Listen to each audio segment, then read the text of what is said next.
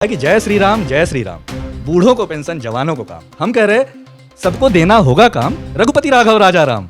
सबको देना होगा काम, रघुपति राघव राजा राम। मजदूरी का पूरा दाम, पतित पावन सीताराम। मजदूरी का पूरा दाम, पतित पावन सीताराम। हर हाथ को दे दो काम, ईश्वर अल्लाह तेरो नाम। मजदूरी का पूरा दाम, सबको सन्मति दे भगवान।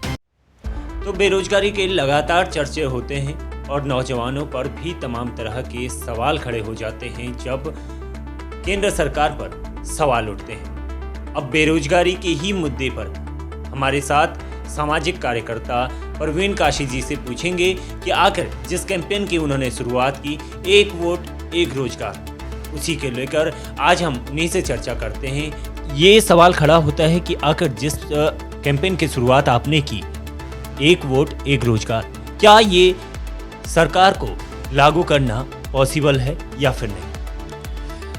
बहुत बहुत धन्यवाद आपको प्रकाश भाई और आपके दर्शकों को भी। सवाल ये है कि देश में एक एक नागरिक, एक एक नौजवान अपना जिंदगी जो है ना वो इज्जत और ईमान से जीना चाहता है। तो इस देश में हर नागरिक ये चाहता है कि वो मेहनत करके अपना घर चलाए। अभी स्थिति ये है कि लोगों ने काम की तलाश में घर गांव छोड़ के शहर से देश छोड़ के दूसरे देश तक जाने का प्रयास किया, लेकिन काम नहीं मिल रहे। और जो काम मिल रहे तो उसकी पूरी मजदूरी नहीं मिल रही। जो सांसद, जो जनप्रतिनिधि चुन के जा रहे, उनका रोल क्या है? सवाल यह है कि उनका रोल यही है कि वो अपने क्षेत्र में तमाम समस्याओं का समाधान करें। तो लोग जब बेरोजगार हैं तो उसके ऊपर क्या होना चाहिए? उसके ऊपर सरकार को एक जिम्मेदारी लेनी पड़ेगी। तो जो एक वोट एक रोजगार है वो ये कह रहा है, एक वोट एक रोजगार का मतलब मेरे वोट के बदले मुझे क्या चाहिए? वो नागरिक सवाल कर रहा है। तो हमने ये कहा कि हमें एक वोट के बदले एक रोजगार चाहिए। आपने जिम्मेदारी की बात की, पीएम मोदी की गारंटी की लगातार बातें चल रही हैं। रोजगार पर जब बात होती है तो क्या लोकतंत्र पर प्रहार करने के लिए आप संसद में इस तरह के बर्ताव करोगे? संसद के अंदर कूदना, क्या ये एक सही तरीका है रोजगार मांगने का या फिर मोदी के प्रति विरोध करने का? वो तरीका जो है जायज़ नहीं है। ऐसे आप देख लीजिए, सभी विभागों का यही हाल है। दिल्ली विश्वविद्यालय को ले लीजिए। दिल्ली विश्वविद्यालय में 12,000 टीचरों की ज़रूरत है, 6,000 हैं। ये बात जो है कोई मोदी सरकार की नहीं है। यहाँ पे ये 91 में जो पॉलिसी बदली गई, जो सरकार की जिम्मेदारी थी कि देश में हमने क्या बनाया, देश आज़ाद हुआ तो हमने सरकार बनाया ना, लोकतंत्र में संसद बनाई और कहा कि ये संसद से चलेगा देश, और संसद की देश के प्रति उसको जो संसद ने उठा के निजी क्षेत्रों को दे दिया। पर रोजगार पैदा कर पाने में वो कंपनियां असफल रही हैं। आपके अनुसार रोजगार क्या है? असल मायने में रोजगार है क्या? जिस तरह से पीएम मोदी लगातार आत्मनिर्भर की बात करते रहे हैं, आपकी नज़रों में ये क्या है?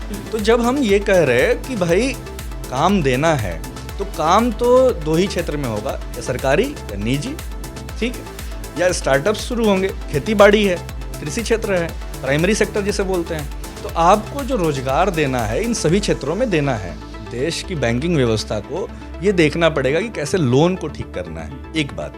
दूसरी बात ये है कि जो लोग निजी क्षेत्र में काम कर रहे हैं तो उनको न्यूनतम मजदूरी क्या सुनिश्चित हो रही है या नहीं हो रही?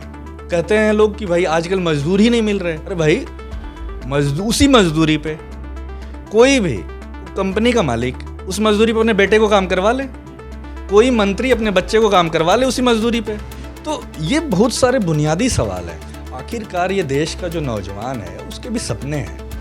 आप जन लोकपाल को लेकर लगातार इसके व्यवस्था परिवर्तन की बात करते रहे हैं। तमाम तरह के प्रदर्शन आपने किए, जहाँ भी आपके चर्चे सुने हैं तो वहाँ पर लगातार आप प्रदर्शन करते हुए दिखाई दे रहे हैं कि अगर ऐसी व्यवस्थाएं के लिए आप लगातार प्रदर्शन कर रहे हैं और आप राजनीति में उतर रहे हैं, तो कहीं ना कहीं आप पर भी प्रश्न चिन्ह खड़े होते हैं कि रोजगार के बाद तुरंत ही राजनीति में आना, ये एक दूसरी तरह का संकेत देना है या फिर बेरोजगारी का ही मुद्दा उठाना है? देखिए, हमारा एक ही मुद्दा है, एक वोट एक रोजगार। एक वोट एक रोजगार का मतलब है रोजगार को मौलिक अधिकार बनवाना। हम कह रहे हैं कि वर्तमान सरकार इस काम को कर दे, ठीक है। वो तमाम मुद्दों पे ऑर्डिनेंस भी लेके आई है, तमाम मुद्दों पर जो है उन्होंने कानून बिल पेश किया है। तो क्यों ना वो रोजगार को, क्योंकि ये सवाल जो रोजगार का है वो डिग्निटी से जुड़ा हुआ, इज्जत से, सम्मान से जुड़ा हुआ। संविधान का अनुच्छेद 21 जो है वो साफ साफ कहता है कि हर नागरिक को इज्जत से जिंदगी जीने का वो अधिकार देता है। अधिकार दे दिया, पर अगर रोजगार नहीं दिया तो आदमी हाथ फैलाएगा। तो ये जो है कौन निवारण करेगा? अगर पार्लियामेंट, वर्तमान पार्लियामेंट इसको कर देती है तो हमें ये करने की जरूरत ही नहीं। देश, और दूसरी चीज, हम सब टैक्स पेयर होंगे। अगर हम काम करेंगे तो जीडीपी में भी तो योगदान करेंगे। और जहां तक सवाल ये जो पार्लियामेंट में जो नौजवान गए हैं, वो जो प्रश्न है, मैं फिर से कह रहा कि वो जो तरीका है उनका, वो ठीक नहीं है। पर ये बहुत गंभीर मसला है। आप ये एक वोट एक रोजगार को लेकर अभी तक कहाँ आपने कैंपेन किए, कितने लोग आपसे जुड़े हैं अभी? देखिए, हमने ये दिल्ली में ये शुरुआत की एक वोट एक रोजगार आंदोलन की। फिर भी हमने जो है अपनी शुरुआत की और बेरोजगार संगठनों से हम लोगों ने बातचीत करना शुरू किया।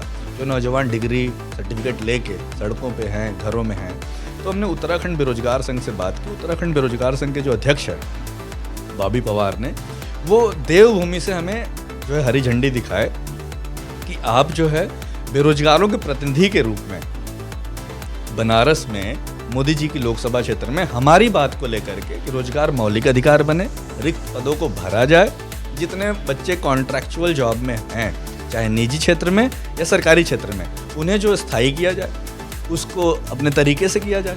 साथ में आज जातिगत जनगणना की बात शुरू हो रही, हम लोग कह रहे जातिगत जनगणना के साथ बेरोजगारों की जनगणना हो। हम ये कह रहे हैं कि जितने भी ये गिग वर्कर्स हैं, चाहे रेहड़ी पटरी है, तमाम जो क्षेत्र है, इनको कर्मचारी की मान्यता दी जाए।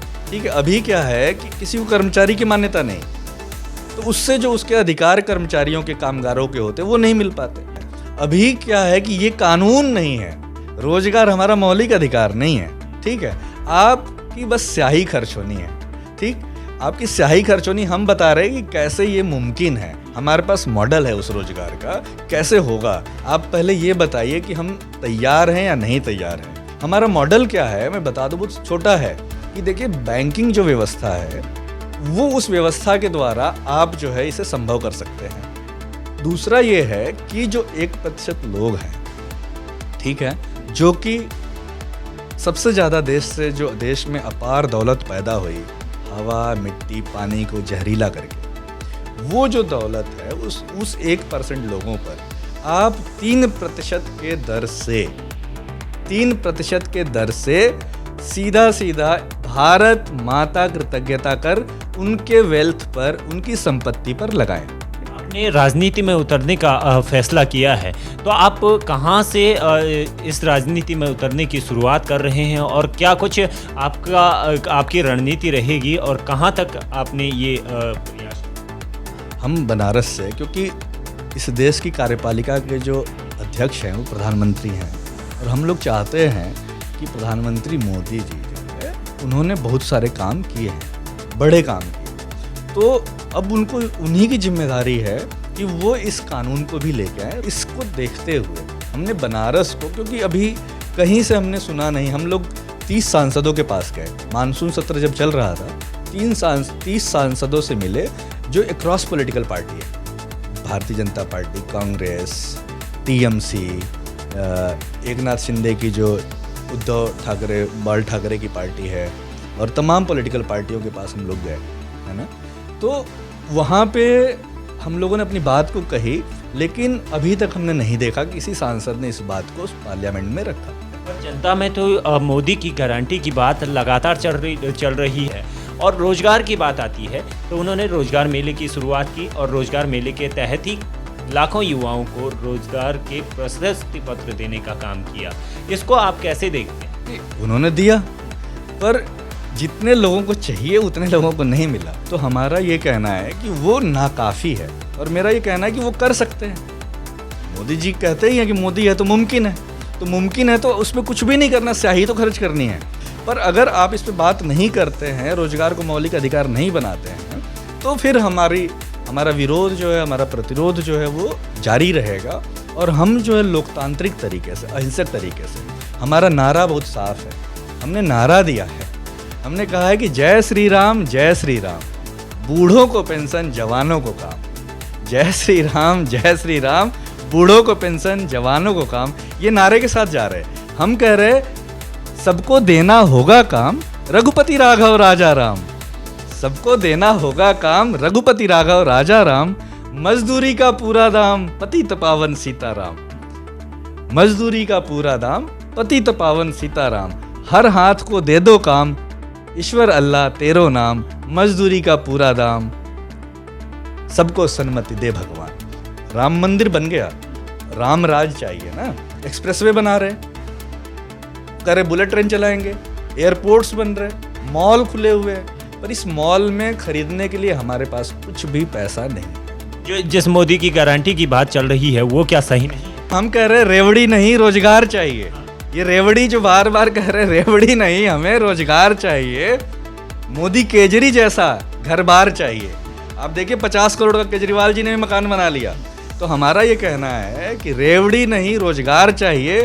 मंत्री सांसद जैसा घर बार चाहिए। हमारे वोटों से जो मंत्री और सांसद बनते हैं वो हमें रेवड़ी क्यों दे रहे हैं? अपना तो हर शहर में प्लॉट, मकान, गाड़ी, बच्चा लंदन में, कोई कैलिफोर्निया में, है ना, कोई कहीं घूम रहा। हमें क्या चाहिए? हमें रोजगार चाहिए, ये ताकि मैं आत्महत्या ना करूं।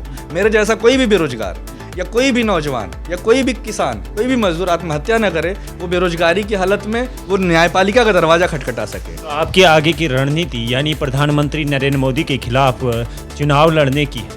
हाँ, मेरी साफ है, क्योंकि ये लोकतांत्रिक अधिकार है, कॉन्स्टिट्यूशनल राइट है।